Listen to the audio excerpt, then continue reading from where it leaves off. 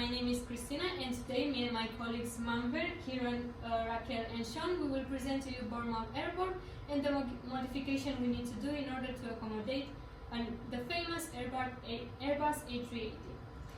Now let me introduce you to the airport.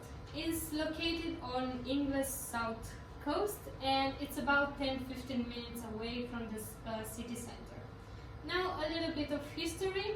It was originally opened as RAF Horn on 1st August 1941, and since there they accommodated many RAF units until 1944. Before Heathrow Airport was opened in 1949, Bournemouth Airport was the main terminal for international airline flights in the UK. Some general data. It is operated by regional and city airports, part of Rigby Group plc, and the airport management team has over 120 members of staff that can oversee the daily running of the airport. Now, the primary functions of the airport are management, delivery and operational range of the airport, of airport services that can enable passengers to go through the airport in a safe way without delays or disruptions. Codes for this airport: IATA code is Bravo Oscar Hotel and ICAO code is Echo Golf Hotel Hotel. Now, they have just three main airlines like TUI, EasyJet and Ryanair, and they also have many tour operators like Hayes Travel, Hartington, Newmarket Holidays, Omega Holidays, P&O Cruises, Santa's Lapland, Transun and TUI. About the fleet, they have two main fleets on this airport, and the one is Boeing 747 SP, and this aircraft is used more for government's most important staff and royal families, and this aircraft also provides services from Qatar and other Middle East states. And the other one is Boeing 737-200. Now let's talk a little bit about aircraft movements in 2018. We have three categories between 0 and 50. We have air taxi, local movements, official, military, or positioning lights. Between 50 and 300 we have business, aero club, air transport. Over 300 we have private flights, other flights, or test and trainings. Now all the destinations. Bournemouth airports connect over 900,000 passengers per year to over 28 destinations each year, with 8 destinations in Spain, such Alicante, Girona, Ibiza, Mallorca, Malaga, Menorca, Murcia or Tenerife, with 6 destinations in Greece, like Corfu, Crete, Kefalonia, Rhodes, Skiathos or Zakynthos, and with only 2 destinations in Turkey, in Antalya and Dalaman. Other than this, they have a lot of destinations in other countries like Barbados in Caribbean islands, in Bergamo in Italy, Dublin in Ireland, Faro in Portugal, Gran Canaria in Canary Islands, Lanzarote, Lapland in Finland, Malta, Paphos in Cyprus, and Prague in Czech Republic. Now, as you can see here, we have some photos from our main destinations. Malta, they're very exotic destination. A lot of destinations are for summer season, like Spain there, Turkey, Portugal, the main destination, Gran Canaria, very popular, Greece there, and big cities, Geneva and Dublin. Now, next, my colleague will present to you the overview of the airport. The runway is capable of dealing with aircraft up to code E. There are 13 taxiways which are made from asphalt, except taxiway Tango, which is asphalt and concrete. The stands on the east and west aprons provide parking for up to a total of 11 aircrafts, depending on the aircraft size. The operational airport's existing terminal consists of two principal structures. Firstly, the main terminal building consists of a 1 and 2 story structure housing both landside and airside functions, including check-in, departure lounges, security, currency exchange, smoking area, fast track security, and so on. During fueling operations, air and fuel vapour are displaced from the aircraft fuel tanks. This potentially explosive vapour is expelled through the vent points, which tend to be located near the aircraft wingtips on both sides of the aircraft. Ground power units are also used to supply power to the aircraft, however they are not allowed to be operated within the fueling zone. The airport as a whole provides a wide range of aviation services, including aircraft manufacture, maintenance and refitting, the design, production and supply of avionics systems and instruments, defence, contract work, pilot tuition and air traffic controlling training. Much of the employment is of a high skilled nature. Kiran will be talking about terminal building modifications.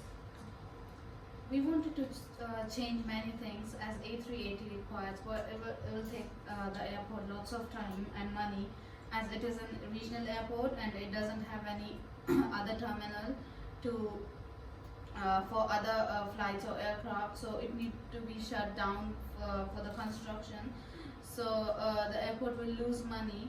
So therefore, instead of doing that, we just expanded one main thing and introduced to a VIP lounge.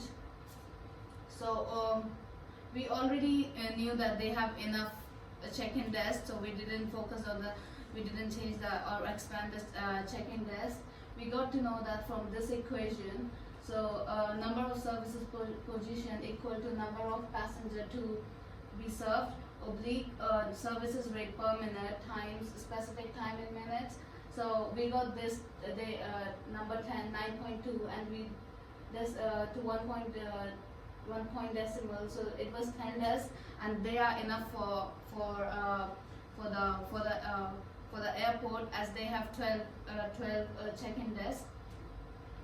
This is the terminal of the airport.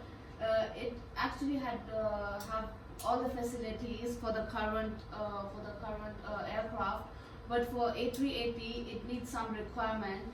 That is the VIP lounge, as the business class and first class people, they need it's necessary for them to give a VIP lounge, as they need to spend their time comfortably and need their own space to do their work and enjoy the time with their family in the VIP lounge and check their emails. We also expanded the world duty free, as A380 consists of like more than 500 passenger. So people like to spend their time in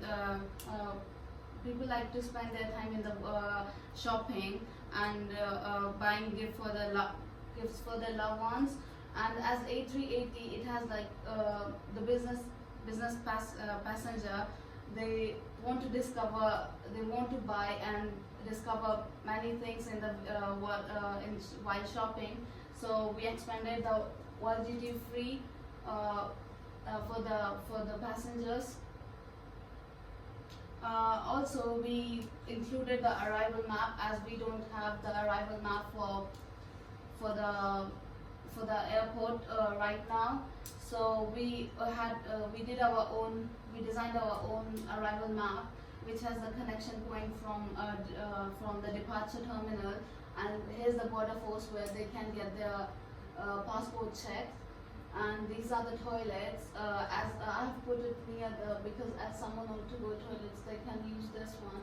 And there's an airport information desk, and baggage claim where passenger can collect their baggage. Cafe, some people don't like to eat airplane food, so they can pop in the cafe. And the SIM local, if someone is from abroad and they don't have a SIM, they can buy a SIM here.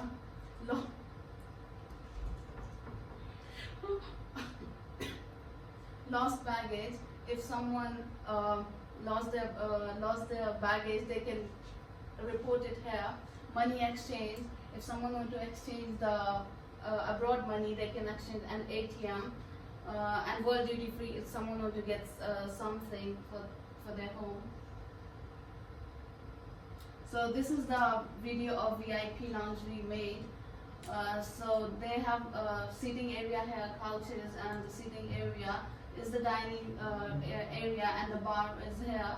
So they can enjoy sitting here with the family, and the decoration is quite peaceful. This is the dining. This is the dining area. We put more of the seating so it doesn't feel congested, and here are the toilets. It has 3 toilets and 2 shower. If someone from a long journey, if a passenger from long journey want to take shower, they can take the shower there. And toilets are like really they are not congested. They are not congested. So. And now my friend will take the airfield modification. So the A380 is the biggest aircraft in the world, so we need to study our airport and try to fit it in our airfield. So the A380, according to Airbus, has a range of 15,000 kilometers, an overall length of 238 feet, height of 79 feet, and the most important part, he has a wing space of 261 feet. According to these characteristics and the requirements that the Airbus do for all the aircraft, all the airports, we need to do some modifications, and the first one is in our runway. So our runway has 2,271 meters, and we need at least 2,090 meters of usable runway. And we have some points that we need to focus, some issues that we need to try to find some solution. So at the right side we have a river, and we really would like to extend the runway, but we need to find a solution for the river because we pretend to protect the environment.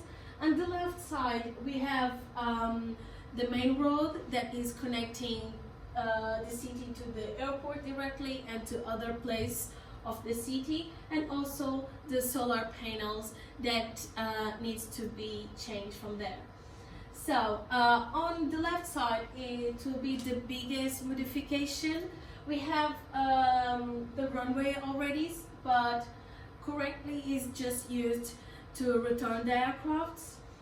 So we would like to do of this part of the runway, including on the main runway, and in that case we will have 525 meters of runway, and we will add 555 meters of runway as well. But now we have the issues that I talked before. So we have the road here, the main road, and we have the solar panels. So the solar panels, they are apart from the government plan. So we can try to ask them to move for another part of the city, and in that case they will still be useful. And for the road part, we didn't want blocked this road because as I said, it has a good connection to the airport and to other parts of the city, and we pretend to have this aircraft on our airport 2 times a day. So it wouldn't be so useful if we block this road just for 2 times a day, our aircraft. So we thought into has Gibraltar Airport, so we will create some barriers between the road and our runway. And every time that the A380 would be landing or taking off, we would actionate the barriers, and any cars will pass through the runway, and in that case we will have a safety flight. So we didn't find any report talking about any accident in Gibraltar, so we took as a good example. As I said, we would like to do this during only two times a day. On the right side, this runway, this 555 meters that we will add, it's including 200 meters of runway because the aircraft will be landing on the other side, from the other side of the runway. This side of the runway has an approaching category of 1, and the other side has an approaching category 3. So it's the best way that we found to extend this way of the runway and had more width of security runway zone. For the right side, we have the issue of the river and also the approach system that is right here. So we found the solution of extend our runway 347 meters. We can see that here it's already a security zone, but it's not complete, so we would like to complete and also extend. And about the river, we will divert the river through here and also move the approach system to the end of our runway. In that case, we will have a safe flight, and also we will not destroy the wildlife. Here on the 347 meters of runway, we will have 74 meters of security zone, and in that case we will have a security zone runway at both sides. So according to Airbus, we will not need to do any return zone as we have currently, because the A380 is able to do the return on the runway, but it only needs to have 54 meters of safety zone between the runway and any obstacle that could be near to the runway, and also 60 meters of width of the runway, and we have that. So it's a really good point that we don't need to extend anything else, and we are according to the requirements that the Airbus is doing. The second modification that we need to do is about the stands. So we need to park this aircraft, and the best way that we found is to put the aircraft near to the terminal, because it's 500 people boarding on this aircraft. And according to Airbus, one more time, this aircraft needs to have 95 meters of security line. So we decided to put on stand number 5, that is this one, and this plane will occupy it until the stand 3R and the stand 6. In that case, it will be 90 minutes that the A380 will be occupying 2 stands. So we needed to find a solution to put our current aircrafts on the stands that we have. So we decided to extend for this side a stand that has a code for the aircrafts 4D. So our extension will be for the aircrafts that we are currently on our airport, and in that case we can have the A380 during the 90 minutes, and we can still have the same aircraft during the flights every day. So that will be our modification. So this is the stand F4 that we had an example of, the stand 6 that we took the example for there, and it's not blocking any runway and it's not blocking any taxiway, and it's a good option to put our current aircrafts here. And the passengers, because these aircrafts, they have like 100 people, so we can get that people from the terminal till the aircraft by bus. It's the best option that we found. It would not be good put the A380 here and move 500 people by bus. It will not be according to a good Mars system parking. So considering these modifications, we know that there is some points as taxiways, bridges, and fuel system that we really need to change, but we only could do 2 main modifications, so that was there too. And I will pass to my colleague that will explain the our part.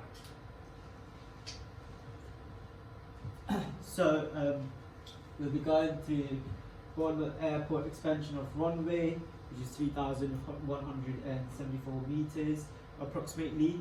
Expansion of an existing terminal, intentions of one code 4D stand at the existing terminal itself. To make sure this airport's running efficiently, they've modified the airport side terminals, the terminal operations, and the airfield operations as well. So as you can see, this is the terminal modifications that my colleagues have gone through. So as you can see, we've got check-in desks and a security area. The reason why the check-in and the security area is closed is because we've got a lot of passengers coming from their destinations and to fly onto the Airbus A380, which carries about roughly around 500 passengers. They go through the security area. Since the security area is very close to the check-in, we need to get as many people through security. And as you know, we've got the World Duty Free. The reason why World Duty Free is right beside security is because it would be a very big benefit to our airport. As you know, a lot of people would love to buy a lot of goods and items from the World Duty Free, and this would be a very big benefit to us all. As you cross the World Duty Free, you come across a lounge and the other retail stores such as W.H. Smith and cafes. We've also put a VIP lounge for passengers who are flying first class and business class, so that they can relax themselves, feel comfortable, and not feel tired while flying, just before flying. And also, we've also kept the departure gates much more clear so that passengers know where they're going to. The expansion of the runway. We've expanded both sides of the runway about, which is in total 3,174 meters approximately. The reason why we've done this is because the Airbus A380 requires at least 3,900 meters of runway to land, as because it is a very big aircraft and carries a lot of load alongside with 500 passengers and its luggages. The runway has got an extended space from both sides, so therefore the Airbus A380 pilots could land the aircraft as comfortable as they can. So they've got a lot of space because it is 3,174 meters. The stands at the existing terminals. We've got, since the Airbus A380 is a massive aircraft, we've required to just keep one aircraft at the stand, which is going to be because since it is a 4D aircraft stand, so we need to keep the A380 at that point, and it's just one aircraft because it is a very big, massive aircraft. The reason why this is a big priority is because a lot of passengers travel from international destinations into our airport, which has been modified to fit for the Airbus A380's purposes. We've got a lot of passengers, around 500 roughly. They are very valuable passengers to the airport, as they create a lot of income generated into the airport, and therefore, because of the reason, we've prioritized the Airbus A380, and that brings us a good income at the airport. That's the end of our presentation. Thank you.